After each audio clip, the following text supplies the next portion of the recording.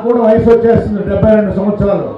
అందువల్ల ఈ పెన్షన్ ఎక్కువ తీసుకునే దానికి చాలా కష్టపడుతున్నప్పుడు సజావుగా ఆయన కార్యక్రమం జరిగిపోవటం అనేది ఆ భగవంతుడు ఇచ్చిన కృపది. అందుకు ఆ భగవంతుడిని కూడా ఎప్పుడు రుణపడి ఉంటాం వారికి కూడా చేసే సేవలు. అదేవిధంగా మన ప్రజాప్రతినిధులందరూ కూడా వేదిక పైన ఉన్నారు, కలెక్టర్ గారు ఉన్నారు, మాగుంట కుటుంబం ఎల్లవేళలా మా తనయుడు రాఘవరెడ్డి గారు. రాబోయే రోజుల్లో నేను రిటైర్మెంట్ అనేది పదే సీఎం గారికి కూడా చెప్తూనే ఉన్నాను. నేను పెద్దలందరూ కూడా ఉన్నప్పుడు రాబోయే ఎన్నికల్లో మా అబ్బాయి రాఘవరెడ్డి గారు పోటీ చేస్తారు.